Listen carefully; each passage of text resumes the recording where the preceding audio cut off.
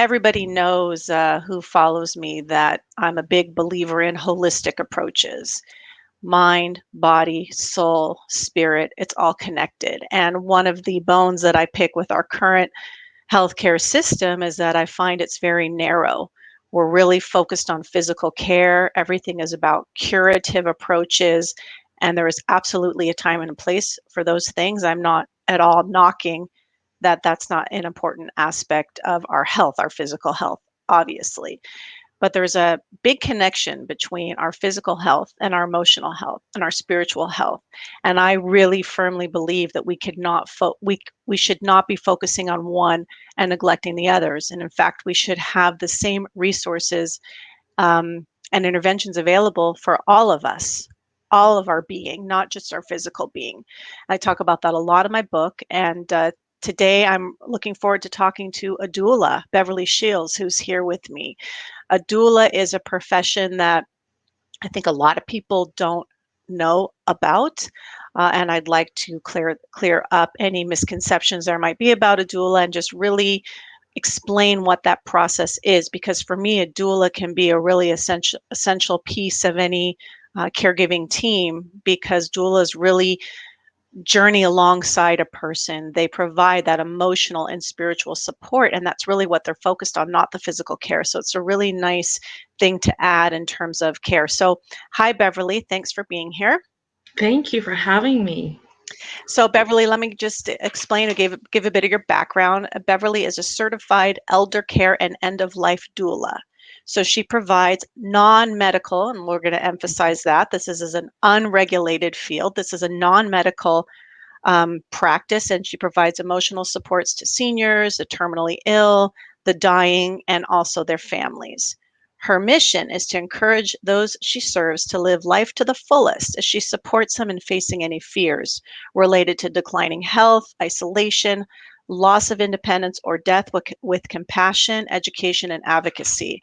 So Beverley has a lot of those conversations that a lot of people run away from, a lot of the difficult conversations.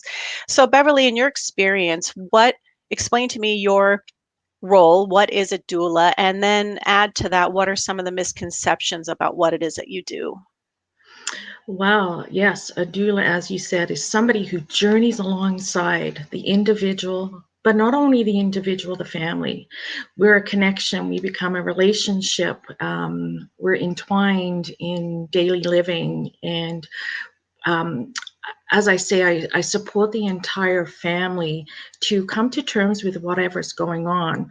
As a senior, as an example, it's about living life to the fullest and respecting the family that are working or taking care of children. And at end of life, it kind of, goes along. Um, in as far as misconceptions about what we do, so let's use the word end of life. It's like sometimes people think that we're medical assistants in dying, and we're not. We are totally non-medical. We are there to support the family through practical, emotional, and spiritual things, as we mentioned before, as you mentioned. Okay, so what are, I will get into your training. That's something that I want to get to, the certification that you've gone through. So we will get to that for any of you out there who have those questions. We're going to get there. But just describe to me some of the situations in which you're involved with the family. I know, in our conversations before today's interview, you talked about, of course, death and dying, working with someone who had HIV. You talked about working with someone who had been in prison before. So what are the typical situations in which you're called in? Okay, so from the elder care side, I would be somebody who sometimes the family is employing me to say, we really need some help with mom and dad. Uh, they've got dementia, they're in a home, we can't be there 24/7. We'd like you to go in and sit with them. And so I'm eyes and ears and presence to that person. So, as an example, somebody with dementia who's really declining, sometimes they're strapped in a chair, they have little movement, they're just staring into space sometimes. I am just somebody who's present to them. I may hold their hand, I may read to them, chit chat, interconnect with some of the other people in the room, just to bring about social aspects. So, as an example, a gentleman that I had the honor of working with and his family, the nurses said, wow, he recognizes you, even though he may not always know your name. He connects with you at a heart level. He smiles, his eyes light up. The time that you're with him, it's just amazing. He's like a whole different person. And sometimes there's moments of lucidity and connection. It's just so exciting to see. And yeah, that is such an honor. And then there's times, as an example, where I could be working in somebody's home. And so I had one client who had life limiting conditions herself. She couldn't take care of herself, but she had a mother at home who had dementia. So in that scenario, I did a lot of practical things. I was kind of switched between mother and daughter. And the mother, as an example, would lay in her bed. I could read to her. I could just sit with her. She was a very religious person, so I could bring her religion to her through videos and so forth, to leave the daughter to herself and deal with the things that she had to. I also helped them prepare for the future. So in the situation with the daughter, what if she died first? What Who is is going going to to take care happen? of her mother? Who Yeah. is going to take care of her mom? What is the emergency procedure? Who's checking in? Now, she had a mixture of um, the Alberta Health Services coming in for her mom, but she had private support through myself. So I'm not part of the healthcare system. I come in as private practice. So the family hires me. So let me stop you because there's a couple of things that are rolling around in my mind. One, I want to talk about when you were doing this more practical support and talk about that in comparison to other professionals. But I want to jump back when you talked about sitting with someone who was pretty non-responsive and you were just present. And Beverly, it brings me pleasure to hear this because I hear individuals, caregivers, healthcare professionals, well, they're not responding. They don't know I'm there. They don't remember I'm there. And I get all of that. And when you're strapped for time as a professional or as a caregiver, it makes sense. If you feel like the person's not engaging with you, then what's the point? But you're speaking to there is a point. There's just as strong as a point. Is that almost like on an energetic level, almost we Yes. can feel when someone is with us and sitting and holding a hand and reading or listening to music, massaging hands, aromatherapy. I mean, all these little things that we can do show the person that they are not alone. And I love that your role can provide that because a lot of family members, they need to do like they're antsy with what's going on. I'm sure I'd be the same way. Well, what can I do? Where are my tasks? And I find it very hard personally to just sit still. So that would be hard for me. That's why it's nice that there's someone like you as well who can kind of just be a person to just sit still in silence and be comfortable with that. Absolutely. And it's so, um, my heart sings almost when that person with dementia comes alive for that moment and speaks to you where they were nonverbal before. And one gentleman, I'd said to him, like, I am also a Reiki practitioner, and, just hold his hand and, you know, send the Reiki energy to him. And for him to literally, it's almost like he comes out of a trance and he's alive and can speak audible, understandable sentences. It may only be for moments of time, and to say, I'm here for you. I'm enjoying our company, and I know you didn't sign up for this. When you were sitting in your chair, it must be so frustrating, and for them to respond, it is. It really is, and yeah, it's just lovely to see the spark come in, but Yeah. also for the family. So the difference between a doula and, I'm going to say, some of the other professions that are out there Yeah, and can you is, make sure to cover companion? Because I want to compare the difference between a doula and a companion. So expand on yes. this. So most people would say it's the same, but I would say no. I would say it's the relationship. The relationship is different in the background. So somebody like myself who has certified, who's learning, growing in all things, and I'm not saying companions don't, but it's things that I can bring to the table to expand. So I have some understanding of some of the things that go on in the medical environment to be aware that something's not right, to bring attention, to have such trust from the families, because I almost kind of become like a member of the family, right? Because I'm Yeah. consistent. You connect because I'm not task orientated. I am not there to do specific things. I am there to be present. And what needs to happen happens in the moment. It's organic, it's holistic. So, those interactions is what makes, in my opinion, different a doula in comparison to just a companion. So Okay. I am called into this profession, and most Mm. doulas will tell you they are called, they are answering a call. And we're alive. We're not like, oh, 10 minutes, I gotta go on to the next client. We don't have as many clients because we dedicate and focus on the families that we serve. That's beautiful. We have a couple comments, Beverly, and I want to take that. Shelley just said, very well said. Thank you, Sue. Sue is saying, thanking me for providing informative guests and helpful information. Thanks, Sue. And Brian said, as a person living with Alzheimer's and vascular dementia, I'm all for a death doula. It's our life, and we should be able to pass from this world in the way we want. It is something I will have it in writing, so there is no discussion, and in case my wife is not available.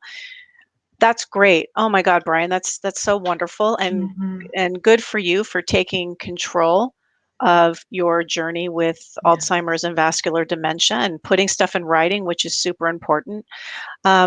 So that's really great, Brian. And there's so much value to what you're saying you do. Now, when you started to talk about Beverly, the practical support, like helping people plan and be proactive and such. So now you're starting to move into what I consider lots of things we do as social workers, right? And that stuff. So, talk to me a bit about your training. And then I really want to distinguish what it is that you've learned and your own, because I know you don't have, professional orders where you mandated continuing education, where where you have ethical codes and professional codes where people could make complaints and hold you accountable like I do as a social worker. So I want to talk about the training that you got and then how you in that training know when it's beyond what you can do as a non-medical professional and how you can identify to refer out to someone with a clinical background. Sure. So, as you said, a doula will sit down with the family and just talk about things in general. What are your wishes? Have you considered that? Have you considered this?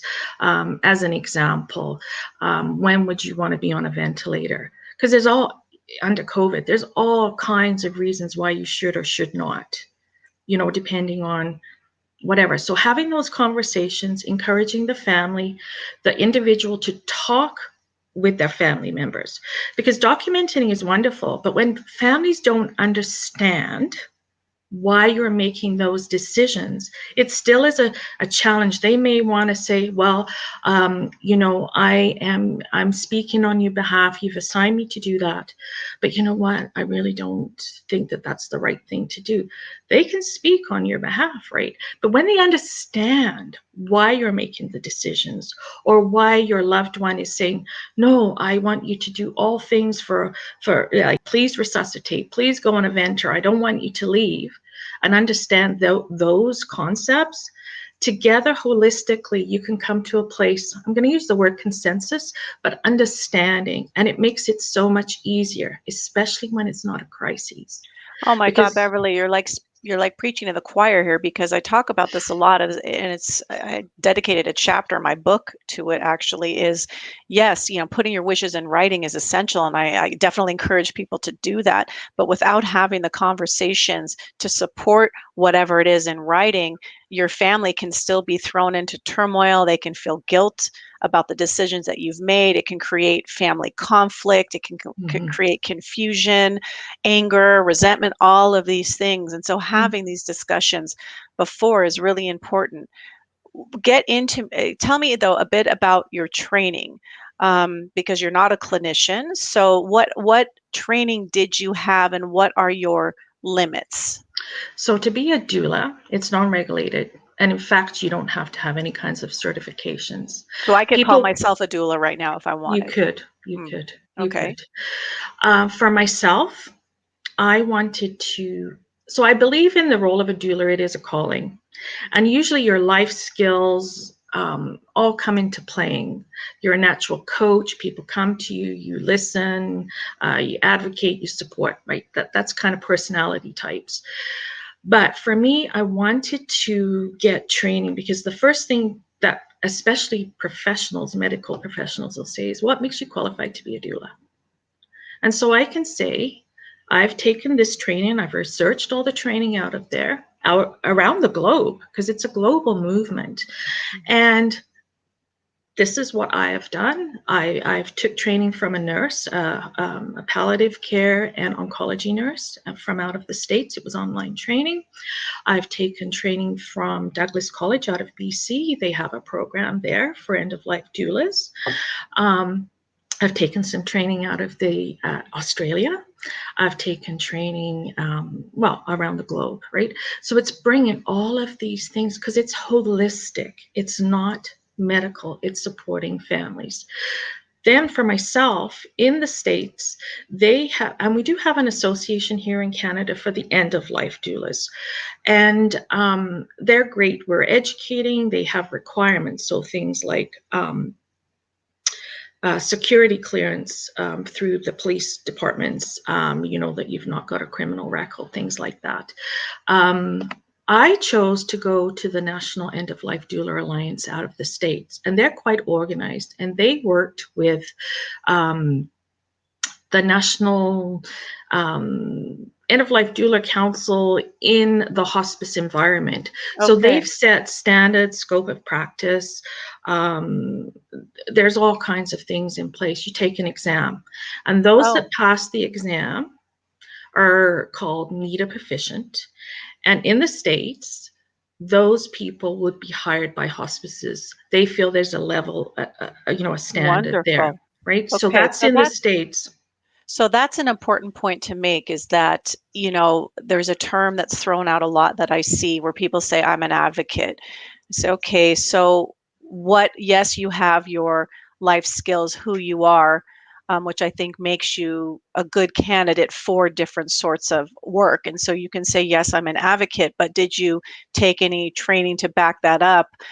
Because to me, and I'm glad to hear the level of training that you have, and I would encourage people, if they're looking for a doula, to look for someone who has some level of certification. Because for me, the scary part of unregulated and uncertified um, professions, I'll say, or I don't even know if the term profession is right, if people haven't had any training, if you can say that, behind you, is that then how do you identify when it's beyond your scope?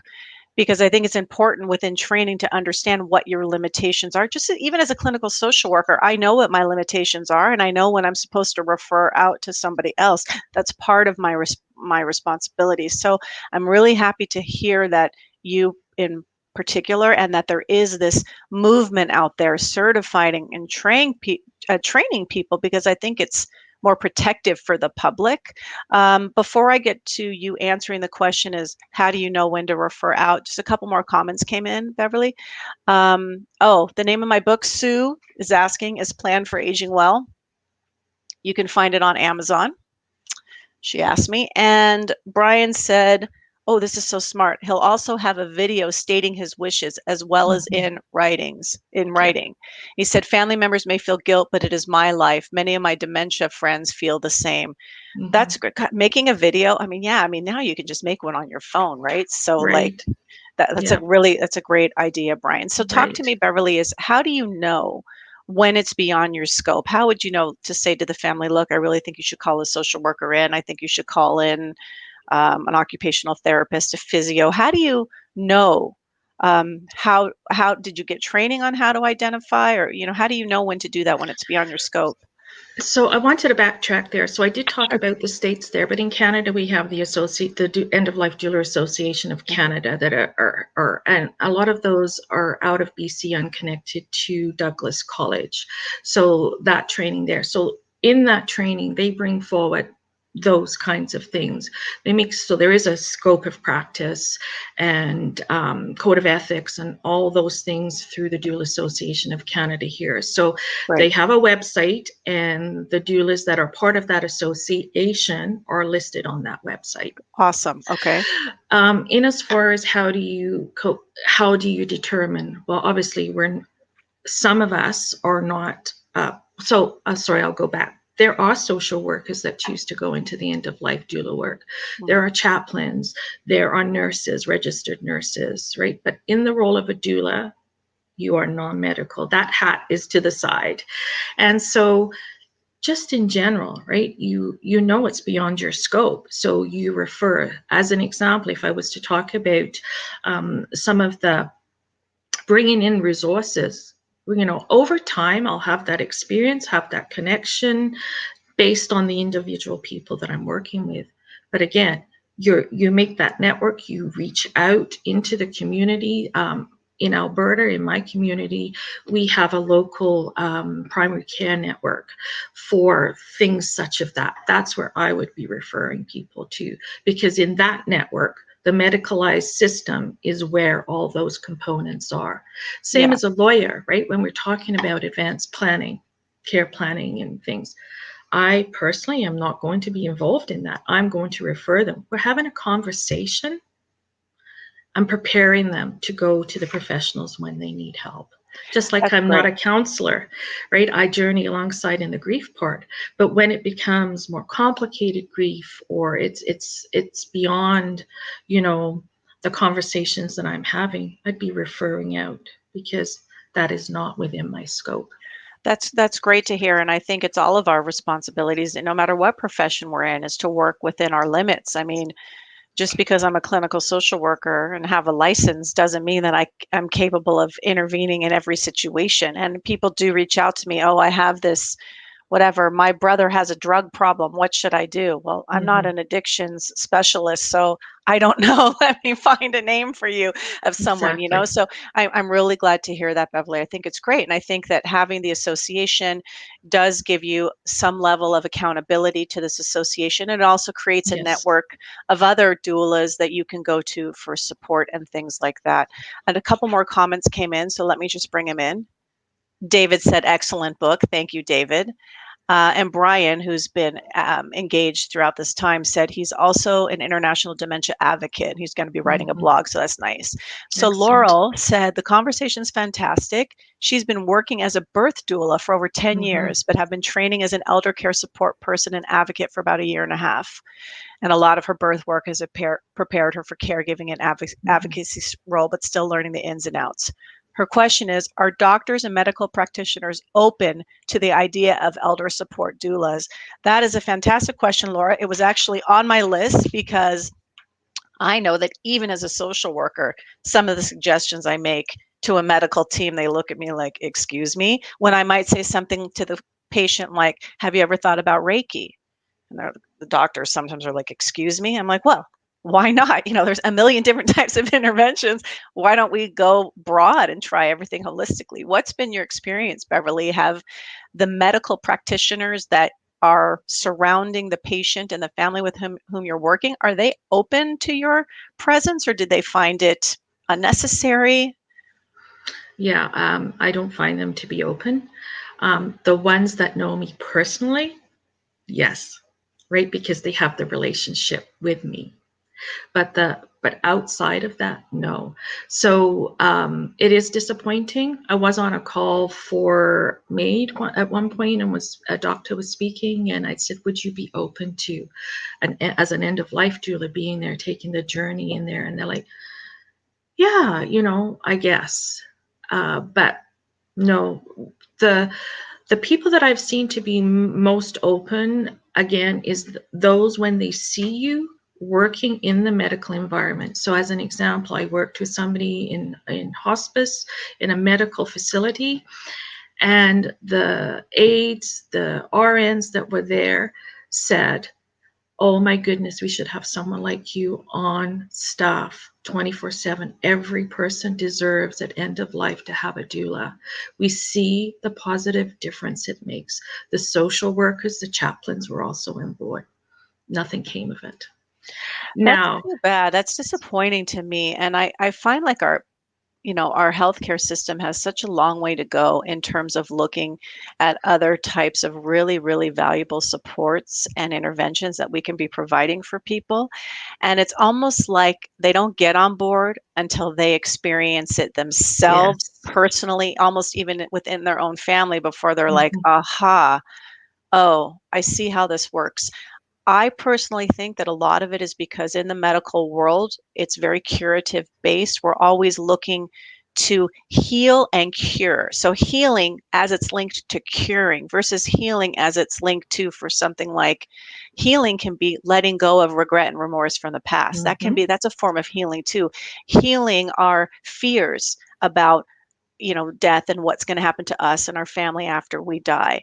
That's a part of healing too. But I think in the medical world, healing equals cure. And so for me, that's what it seems like, a lot of the education work we can do. Are Yeah. the associations like trying to work with, the medical colleges and things like that to provide education about what you do? They're trying. They're trying. We're also like doulas across Canada are starting to kind of make little. I don't want to use the word associations, but communities together. So, like in Alberta, we do. In Ontario, they do. The doulas are coming together, and we're hoping that maybe if we come together and be a voice with our MPs and doctors and presentations, that maybe we can bring light.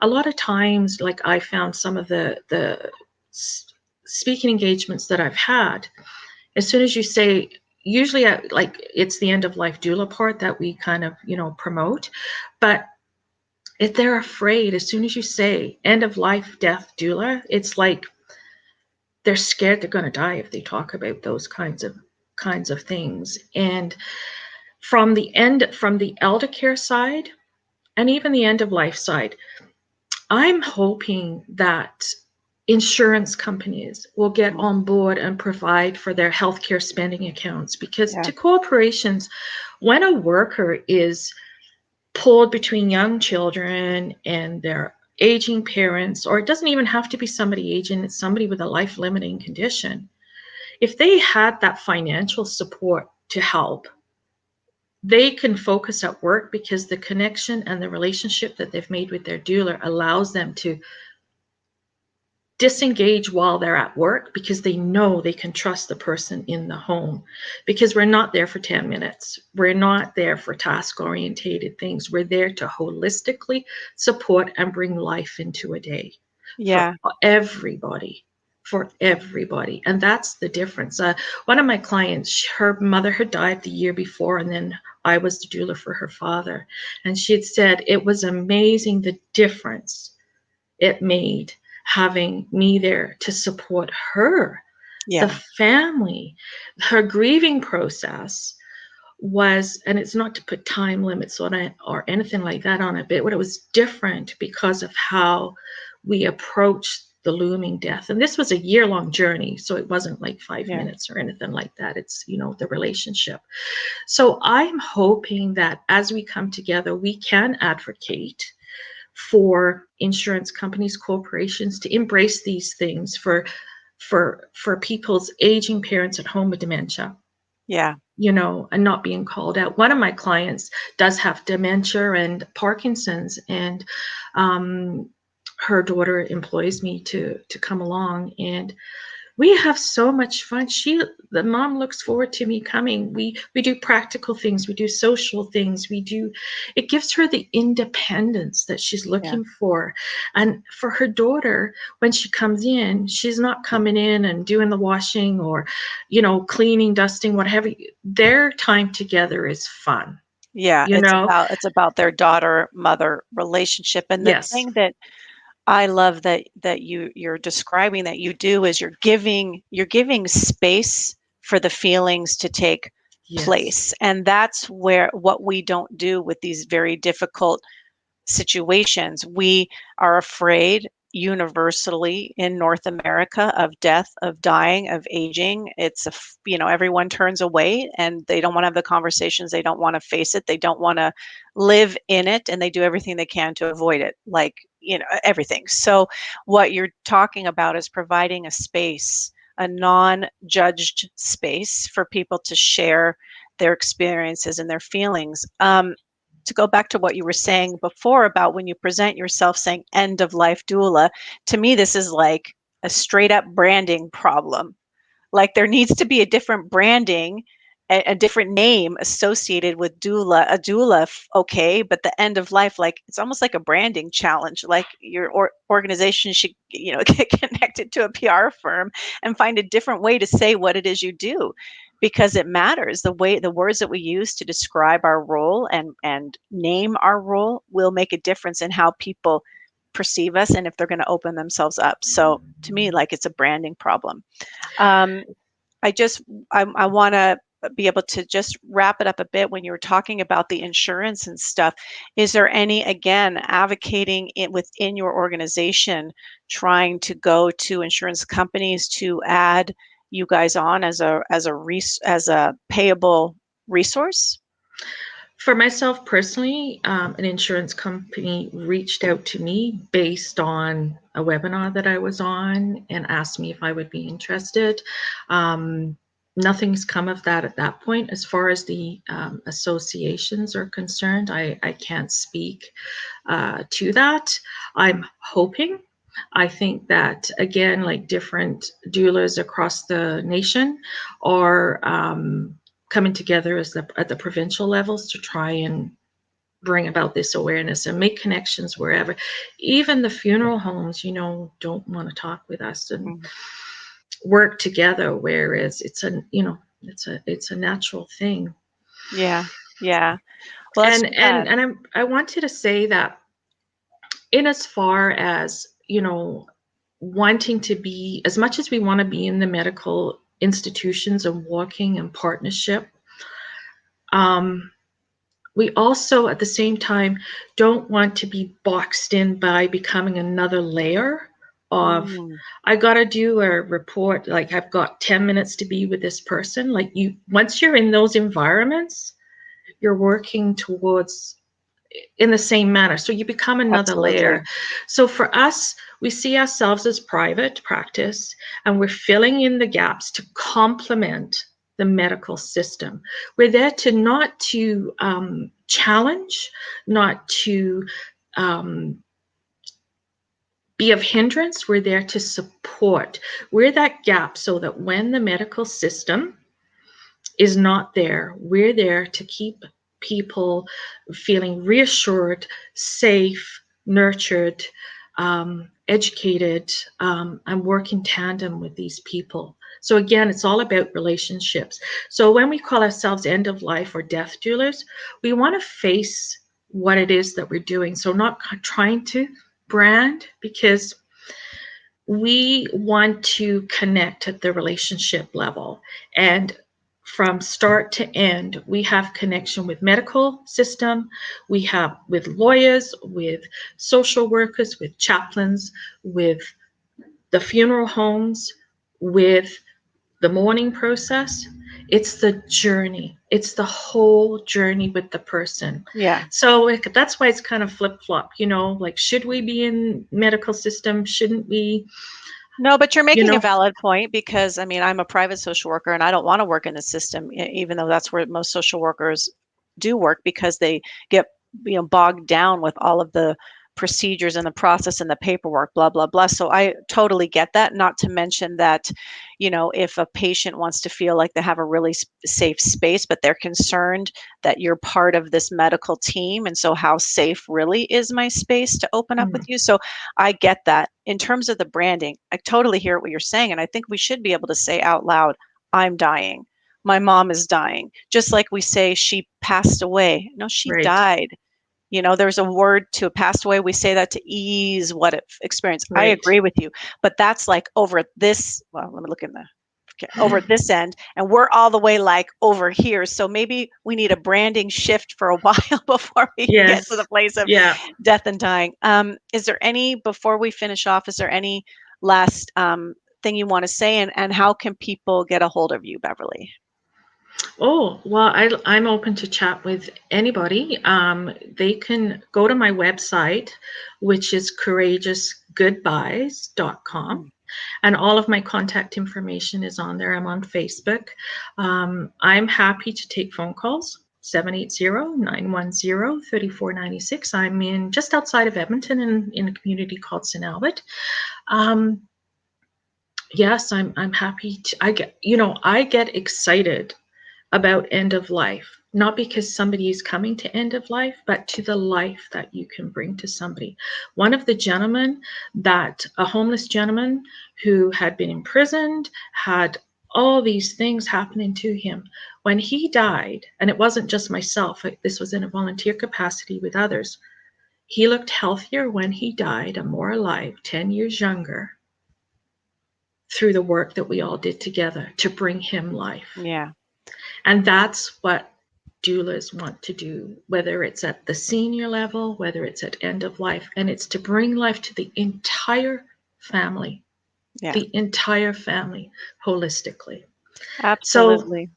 that's what an end of life doula and senior companion type doula does in our communities across the nation and around the globe.